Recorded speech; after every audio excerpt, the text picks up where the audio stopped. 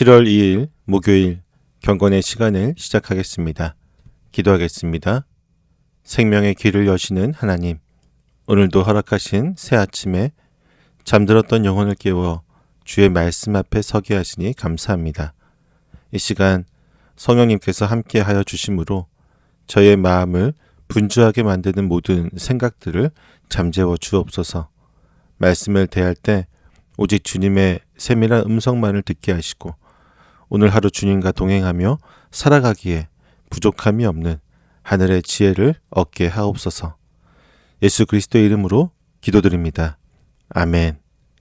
예레미야애가 4장 11절에서 22절까지의 말씀을 보겠습니다. 같이 읽습니다. 주님께서 진노하셔서 타오르는 분노를 퍼부으셨다. 시온에 불을 지르고 그 터를 사르셨다. 예루살렘 성문으로 대적과 원수가 쳐들어갈 것이라고 세상의 어느 왕이, 세상의 어느 민족이 믿었는가. 그러나 이런 일이 일어나고 말았으니 이것은 예언자들이 죄를 짓고 제사장들이 악한 일을 하여서 성 안에서 의로운 사람들이 살해되었기 때문이다. 지도자들이 맹인들처럼 거리를 헤매지만 피로 부정을 탄 몸이라서 아무도 그들의 옷자락을 만지지 않는다. 사람들이 그들을 보고 비켜라, 더럽다. 비켜라, 비켜, 물러서라 하고 소리친다. 그들은 가버렸다. 그들은 떠돌이가 되어야 한다. 문민족 가운데서 다시는 안주할 곳을 찾지 못할 것이다 하고 말한다. 주님께서 진노하셔서 그들을 흩으시고 돌보아주지 않으신다. 침략자들은 제사장들을 대우하지도 않고 장로들을 대접하지도 않는다. 우리를 도와줄 사람을 우리가 눈이 빠지도록 기다렸으나 허사였다. 우리를 구하여 주지도 못할 나라를 우리는 헛되이 바라보고만 있었다. 가는 곳마다 침략자들이 우리를 엿보니 나다닐 수가 없었다. 우리의 끝이 가까이 왔고 우리의 날이 다하였고 우리의 마지막에 이르렀다. 우리를 쫓는 자들은 하늘의 독수리보다도 빨라 산속까지 우리를 쫓아오며 사막에 숨어서 우리를 노린다. 우리의 힘, 곧 주님께서 기름 부어 세우신 이가 그들의 함정에 빠졌다. 그는 바로 문민족 가운데서 우리가 그의 보호를 받으며 살 것이다 하고 우리가 말한 사람이 아니던가. 우스 땅에 사는 딸 에돔아, 기뻐하며 즐거워할 테면 하려무나. 이제 내게도 잔이 내릴 것이니 너도 별 수 없이 취하여 벌거벗을 것이다. 도성 시온아, 이제 내가 지은 죄의 형벌을 다 받았으니 주님께서 다시는 내가 사로잡혀 가지 않게 하실 것이다. 에돔의 도성아, 주님께서 내 죄악을 벌하시며 내 죄를 밝혀내실 것이다. 아멘. 하나님은 타오르는 진노의 불길을 퍼부으시며 예루살렘의 터를 완전히 사르셨습니다. 과거 예루살렘은 하나님의 임재가 머무는 거룩한 도성으로서 결코 무너지지 않을 것이라는 굳은 믿음이 있었습니다. 세상에 어떤 민족이나 왕들이 대적이 되어 그 성문을 열고 들어갈 것이라고는 상상조차 하지 못했습니다. 하지만 이 믿을 수 없는 비극이 현실이 된 결정적인 원인은 바로 종교 지도자들의 타락에 있었습니다. 하나님의 말씀을 바르게 대언하고 백성의 거룩을 책임져야 할 선지자와 제사장들이 오히려 악을 행하고 의로운 자들의 피를 흘렸습니다. 결국 영적인 소경이 된 지도자들은 무고한 피로 스스로를 부정하게 만들었고 정결의 모범이 되어야 할 그들이 오히려 나병 환자처럼 비켜라 더럽다는 소리를 들으며 이방 민족들에게조차 혐오와 조롱의 대상으로 전락해 버렸습니다. 우리는 오랫동안 교회를 출석하고 직분을 가졌다는 종교적인 이력 자체가 우리를 안전하게 지켜줄 것이라는 헛된 착각 속에 살아갈 때가 있습니다. 하지만 삶의 현장에서 거룩함을 잃어버리고 세상의 이익을 위해 타협하는 종교적인 위선은 결코 하나님의 공의로운 심판을 피할 수 없습니다. 우리가 겉모양만 그럴듯하게 꾸민 채 내면의 죄악과 부패함을 방치한다면 어느 순간 하나님의 징계 아래 세상 사람들로부터도 짓밟히고 조롱당하는 무기력한 영적 맹인의 비참한 민낯을 마주하게 될 것입니다.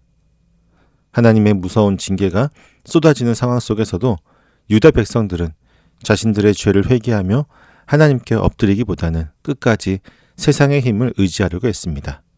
그들은 자신들을 도와줄 애국과 같은 강대국을 눈이 빠지도록 기다렸지만 그것은 완전히 허사였습니다. 뿐만 아니라 그들은 주님께서 기름 부어 세우신 다윗의 후손 곧 왕이 자신들의 안전을 무조건적으로 지켜줄 것이라는 거짓된 신뢰에 빠져 있었습니다. 하지만 그들이 철석같이 믿었던 왕조차 대적들이 파놓은 함정에 무기력하게 빠지고 말았습니다. 언약에 기초한 하나님과의 바른 관계가 무너진 상태에서는 그들이 바라보았던 강대국의 군사력도 그들이 신뢰했던 인간 왕의 통치력도 다가오는 멸망을 막아낼 수는 없었습니다. 우리는 삶의 위기가 닥치면 살아계신 하나님을 찾기보다 눈에 보이는 사람의 도움이나 물질적인 안전망을 먼저 의지하려고 합니다. 하지만 하나님을 떠나 세상의 권력이나 인맥 혹은 내가 쌓아올린 그 무언가를 인생의 피난처로 삼는다면 그것은 환난의 날에 우리를 구원하지 못하는 헛된 우상임을 철저하게 깨닫게 될 뿐입니다.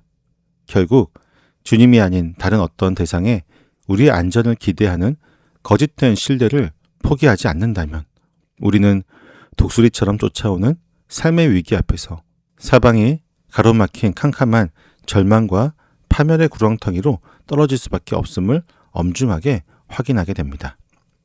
예루살렘의 끔찍한 멸망을 바라보며 형제 나라인 에돔은 기뻐하고 즐거워했습니다. 유다의 고통을 비웃으며 조롱하던 에돔을 향해 예레미야는 그 기쁨이 결코 오래가지 못할 것임을 선포합니다. 곧바로 하나님의 공의로우신 심판의 잔이 에돔에게도 내려질 것이며 그들 역시 유다처럼 수치스럽게 벌거 벗겨질 것이기 때문입니다. 반면 길고 고통스러운 징계의 끝자락에서 시온을 향해서는 놀라운 소망의 말씀이 주어집니다. 이제 내가 지은 죄의 형벌을 다 받았으니 주님께서 다시는 내가 사로잡혀 가지 않게 하실 것이다. 하나님의 진노의 불길은 영원한 파멸이 목적이 아닙니다. 죄에 대한 형벌의 기간이 채워지자 하나님은 스스로 징계를 거두시고 남은 백성들을 다시는 포로가 되지 않게 하시겠다는 거룩한 회복을 약속하십니다. 우리는 타인의 고난이나 실패를 바라보며 은근히 기뻐하거나 스스로를 높이는 에돔과 같은 이기적이고 교만한 마음을 품을 때가 있습니다. 하지만 남의 아픔을 조롱하며 자신은 안전할 것이라고 여기는 교만은 하나님의 무서운 잔을 스스로 들이키는 무서운 결과를 초래하게 될 것입니다. 반대로 우리가 당하는 혹독한 삶의 고난을 나를 버리시는 영원한 멸망으로만 여긴다면 그 무거운 징계의 시간 너머에서 마침내 우리의 죄악을 씻어내시고 구원의 소망을 열어주시는 하나님의 신실하신 언약의 사랑을 온전히 발견하지 못하게 될 것입니다.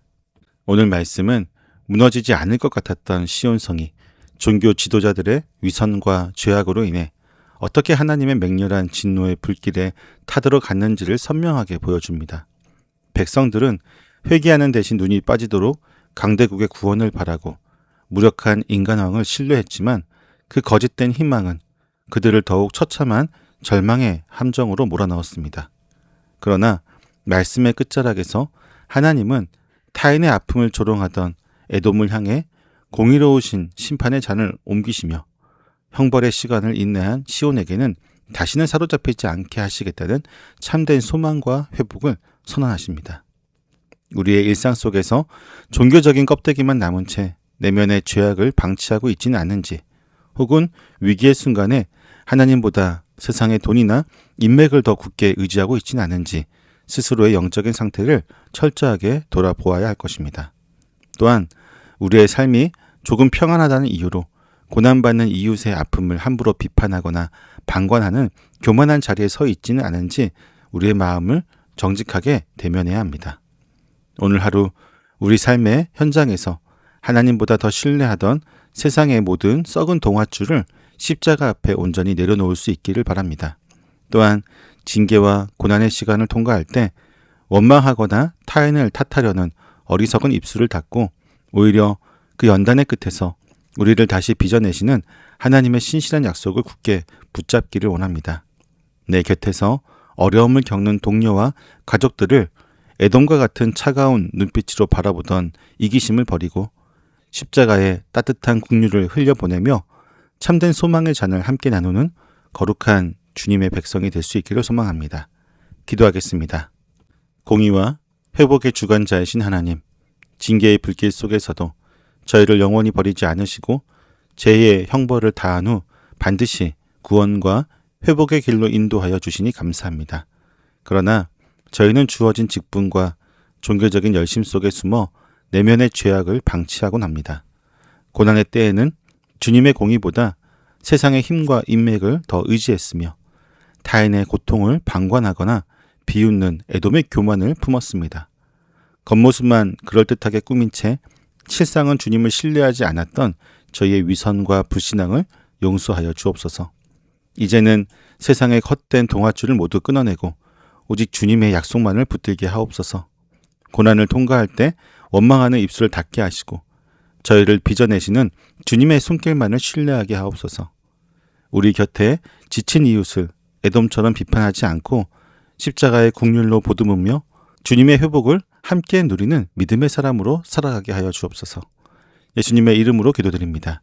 아멘.